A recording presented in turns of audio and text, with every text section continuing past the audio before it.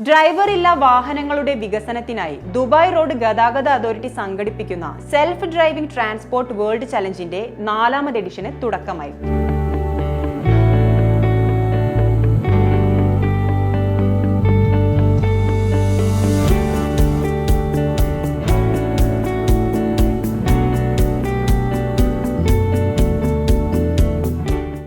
$30 ലക്ഷം ഇത്തവണത്തെ സമ്മാനത്തുക.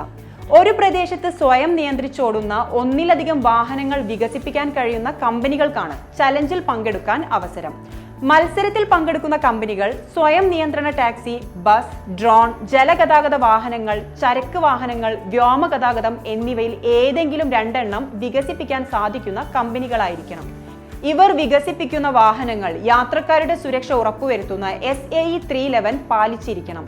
ചലഞ്ചിൽ പങ്കെടുക്കാൻ ആഗ്രഹിക്കുന്ന കമ്പനികൾ താഴെ കാണുന്ന ലിങ്കിലൂടെ ഓൺലൈനായി രജിസ്റ്റർ ചെയ്യണം.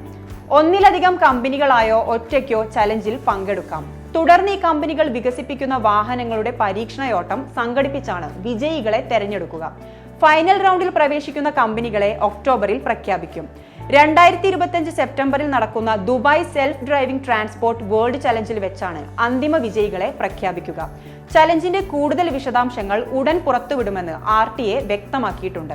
2030ഓടെ രാജ്യത്തെ മൊത്തം വാഹനങ്ങളുടെ 25% സ്വയം നിയന്ത്രിത വാഹനങ്ങളാക്കാനാണ് UAE ലക്ഷ്യമിടുന്നത്.